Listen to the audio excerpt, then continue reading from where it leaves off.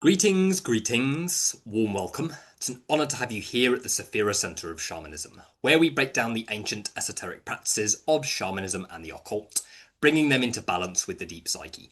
My name is Luke, experienced practitioner and mentor of the shamanic and occult sciences. It's an honour to have you here. Thank you for joining me. Definitely find me over on Patreon if you're wanting access to powerful occult initiatory systems, channeled invocations and path workings. You'll find in-depth practices and initiatory systems covering areas of the occult such as the Sephiroth, the Qliphoth, the Necronomicon current, and up and coming over the next few weeks will be full initiatory systems into all of the Norse worlds. So definitely check that out. It's becoming more and more populated by the week. You can gain access at just £20 per month. Or if you're wanting something more premium, check out the first link in the description for the Saphira Shamanic School, an amazing opportunity to work closely with me and gain access to powerful initiatory systems, webinars, and rituals. Definitely check those out. I look forward to seeing you over there. So today we're going to be covering a typical buzz topic within the occult community, but one that is, I feel, very important to understand from an alchemical standpoint. We're going to be covering necromancy and the death current. Necromancy refers specifically to the practice of communicating with the undead. But this is just the surface level as to what necromancy actually is. When you undergo types of initiations that push you into a place of symbolic death or energetic death, or should I say shamanic death, such as the Qliphoth and other types of initiatory systems like that, every time you go through an energetic death or an identity death or social reset, you are basically tapping into the death current that is within you. So technically, you are undergoing a type of alchemy called necrosopic alchemy. Necrosopic alchemy is basically alchemy that is induced by the death current. Whenever something ends within your life, be it a relationship, be it a friendship, or a chapter in your life changes, in other words, what once was isn't anymore, technically you are tapping into the death current and are basically being exposed to a certain level of alchemy. But this is what you call unconscious interaction with the death current. When you are interacting with the death current consciously, you are communing with spirits that can easily fall under undead or various different deities, daemons, vampires that basically are within the death current.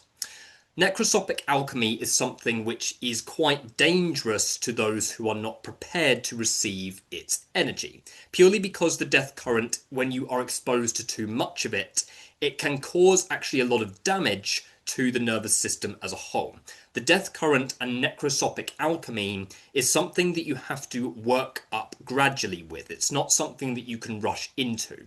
Other practices you can kind of rush into, you can work with different daemons, you can work with different spirits, and so on and so forth.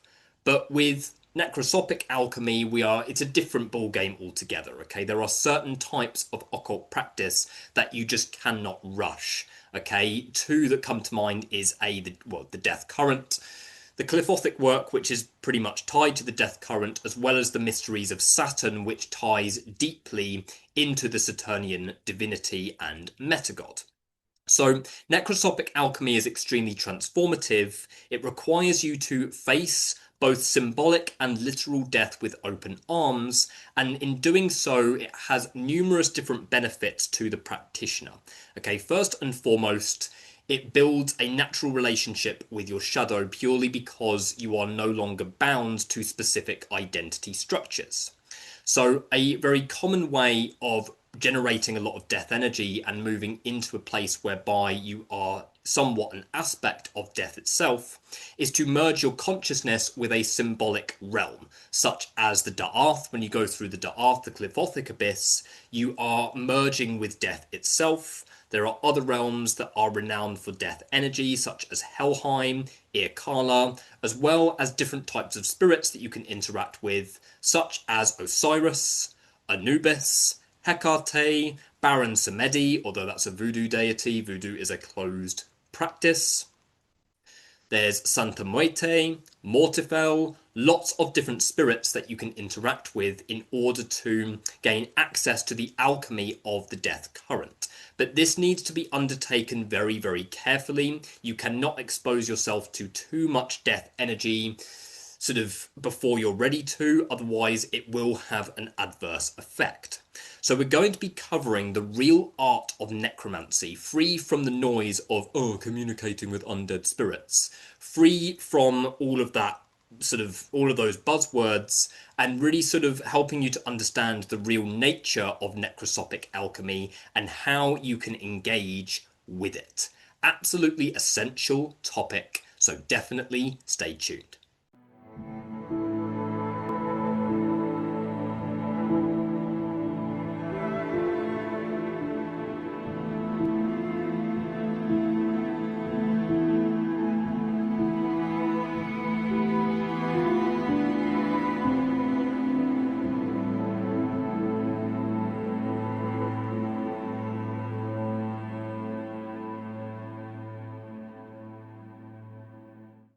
So in order to understand necromancy and why on earth you would want to interact directly with the death current, we need to look at the definition of an undead god or an undead spirit.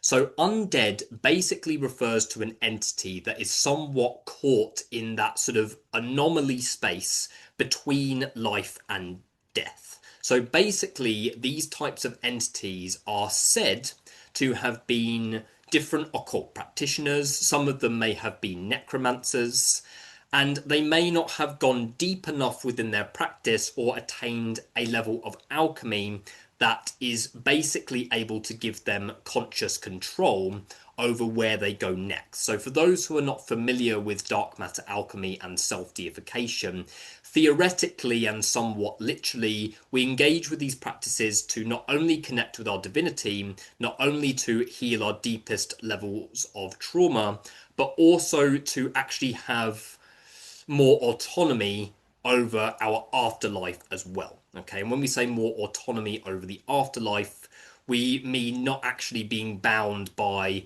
predefined karma, not being bound by old karmic cycles, and ultimately not being bound by pre-imposed cosmic order.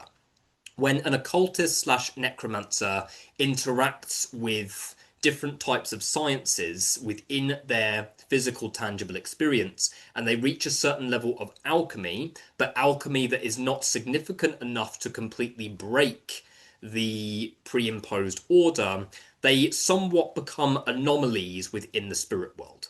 Okay, what this basically means is that their essence then moves into a type of purgatory-like plane.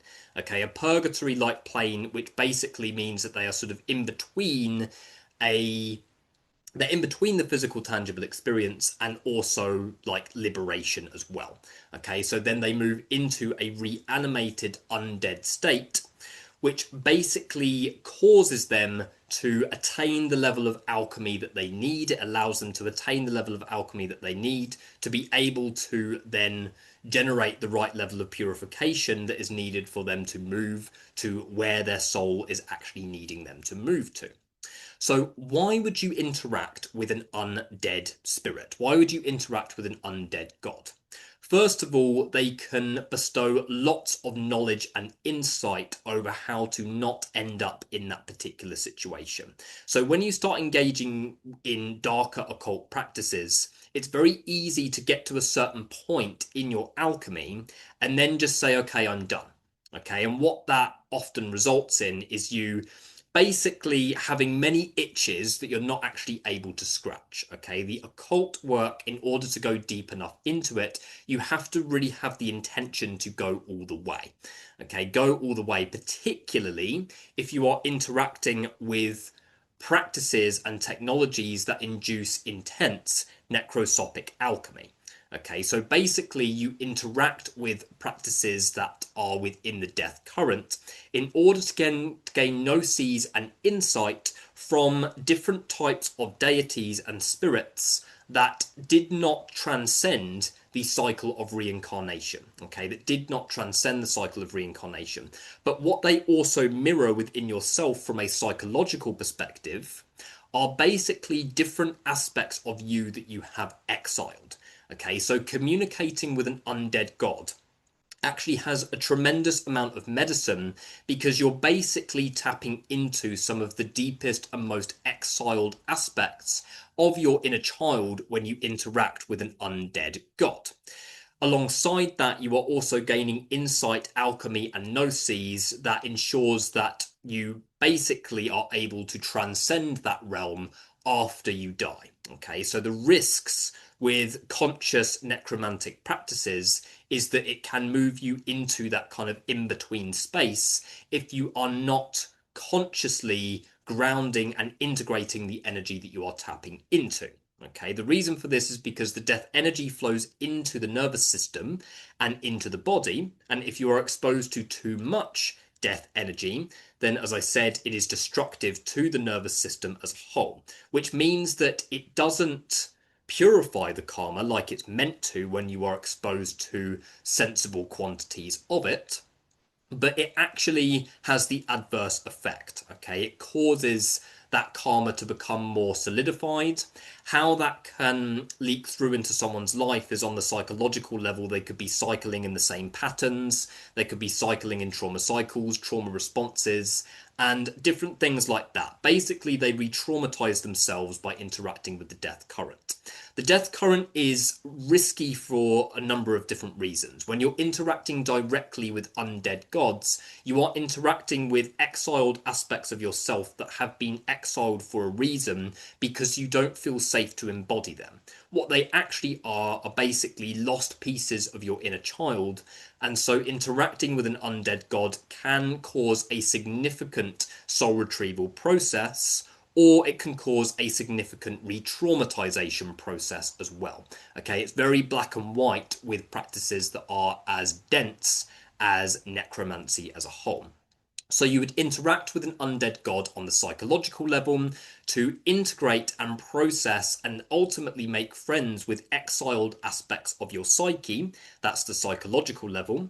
But then on the practical level, you would be interacting also with an external divinity that can basically guide you on your journey, guide you on your process of mastering the death current. Now, working with the death current as a standalone initiatory path is something which is quite difficult to do. Many practitioners who work consciously with the death current and engage in practices that bestow upon them necrosopic alchemy, normally they have gone through other initiatory systems that are related to death energy but are not specific to necromancy. An example of this is the Qliphothic tree, the Qliphothic realms, purely because this is the tree of death, so it takes you through a significant dissolving process and expands your vessel, connects you to the void, and connects you to death as a whole. So normally people start engaging with the deeper sciences and mysteries of death once they have been through a path such as the Qliphothic initiation, because it basically means that their system is already emanating a substantial amount of death energy. They are already connected to death as an actual current of energy, and it's not completely alien to them. Okay, bearing in mind death is not completely alien to anybody. But when somebody has not worked with it at all and is not actually used to being exposed to the alchemy of the death current, then they're not going to know how to hold that energy. They're not going to know how to process what it's going to inevitably invoke, or evoke rather, and ultimately it's going to result in a significant re-traumatization process that is going to put a lot of stress on the energy field and the nervous system as a whole.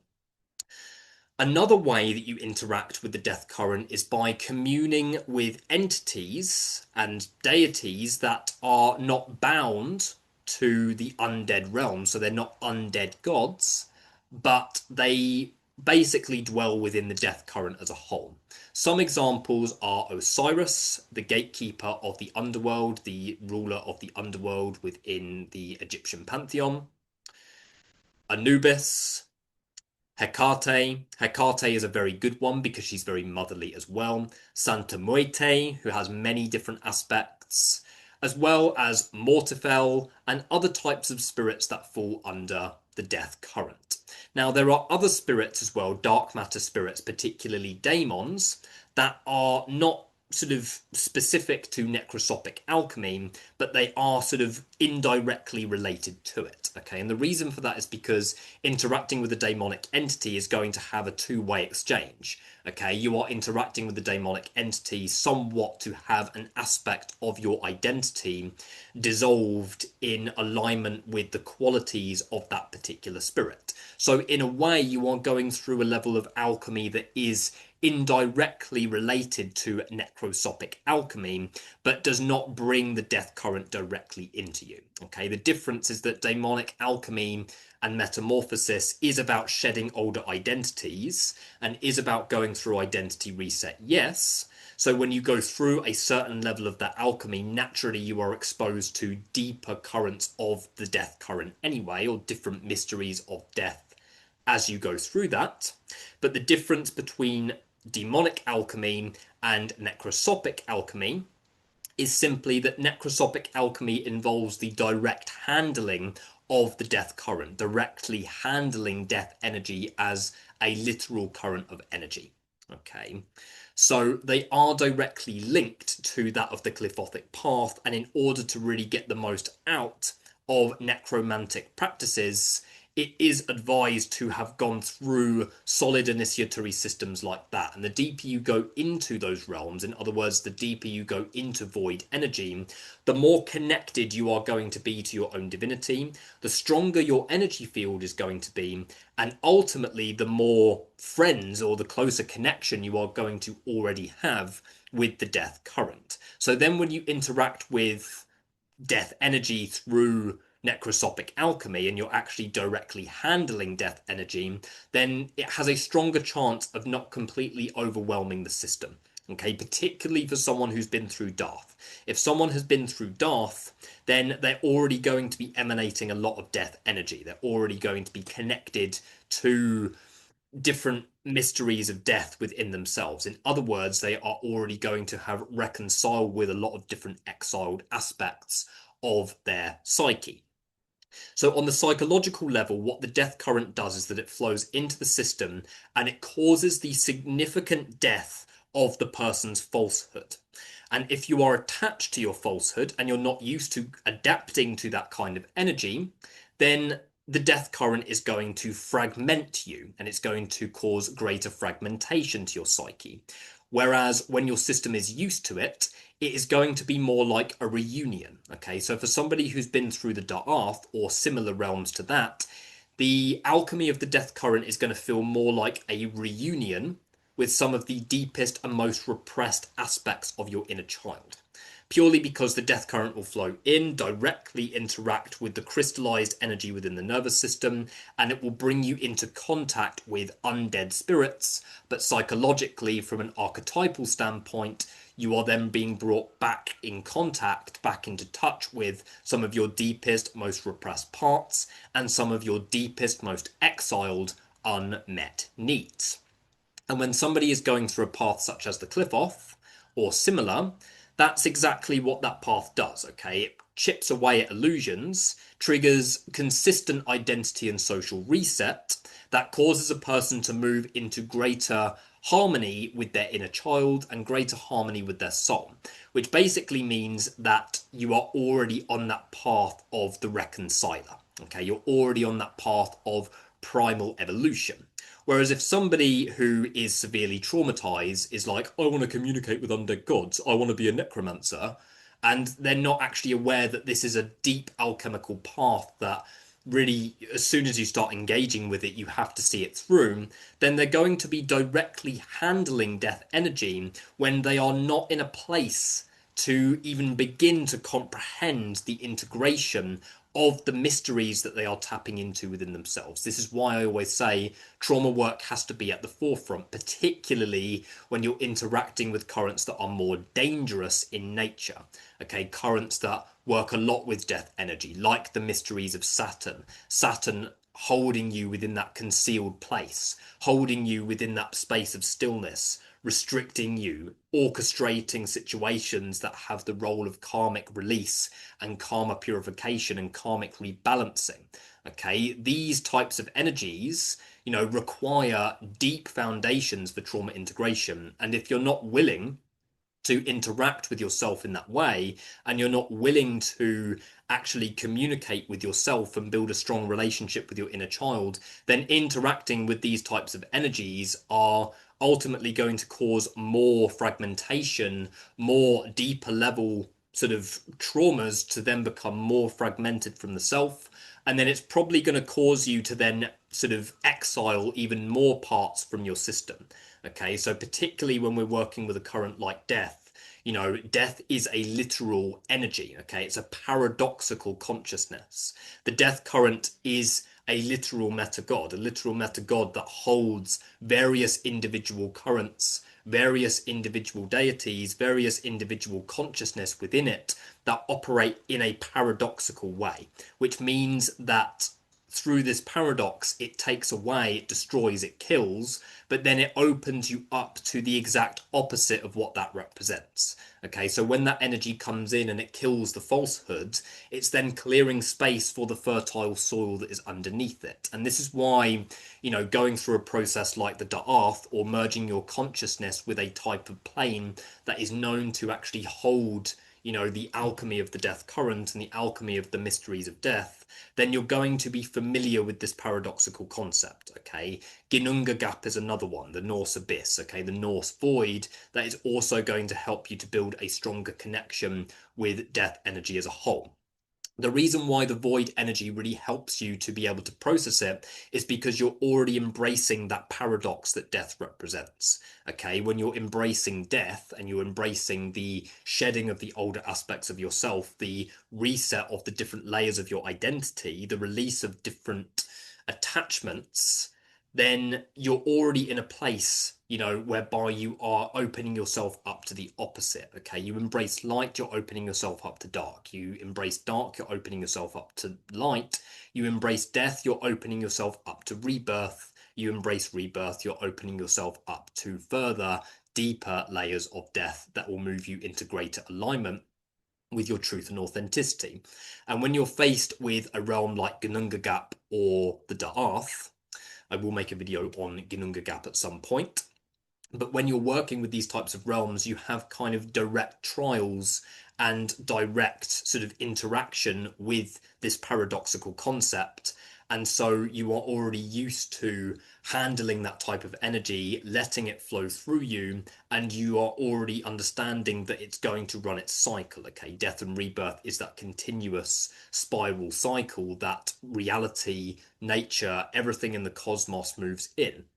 So when you're working with those realms and handling those realms directly, you're going through a level of alchemy that is deeply paradoxical in nature, which increases your capacity to be able to handle the death current directly.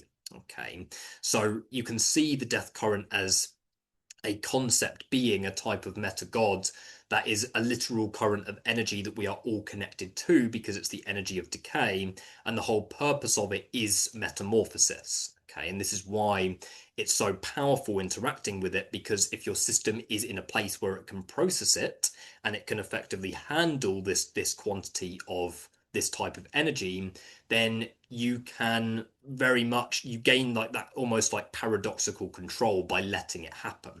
Okay, you gain that paradoxical control over the current of death and then over your unconscious mind in doing so.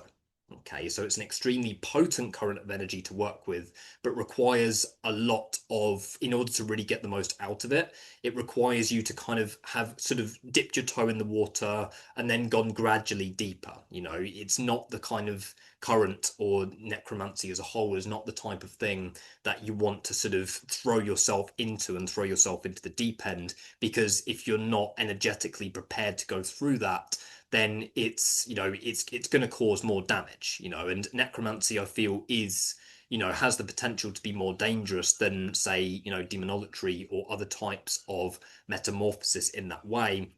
But those energies can really prepare you for going through this level of processing. Okay, So the different ways that you can start to interact with it is first and foremost interacting with a given consciousness, a given intelligence, Hecate, Santa Muerte, Osiris, Anubis, Baron Samedi if you want to.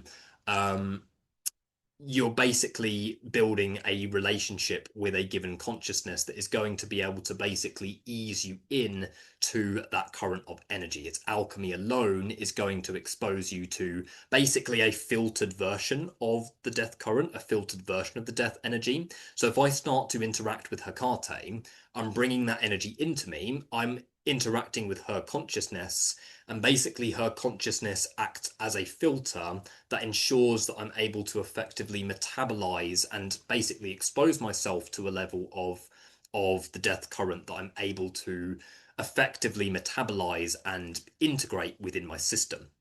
Okay, so interacting with those types of spirits are very, very helpful, as well as interacting with different types of undead gods that and almost approaching them in a way that is seeing them as exiled aspects of yourself. When you're approaching an undead god, it's good to literally take it as an aspect of you, and then you're literally bringing that part home, So for those who are aware of how I practice, it's very much that integration of seeing these consciousness as separate individual entities, but then also seeing them as archetypal aspects of self that need to ultimately be processed and integrated. So when you look at the symbolism that is behind the undead, then the undead is simply referring to the deepest exiled aspects of yourself. Okay, the deeper exiled aspects of your psyche that have been so repressed to the point where they're completely dead. Okay, and what you realize when you start building a connection with these types of entities is that they are you. They are basically your inner child. Okay, they're basically your inner child that are kind of searching for you know the right evolution. They're searching for the safety. So when you're taking them as an aspect of you, you're kind of inviting that spirit into your consciousness and are therefore gaining access to the current that is within your own body and within your own psyche, approaching it from a almost Jungian perspective there. Okay.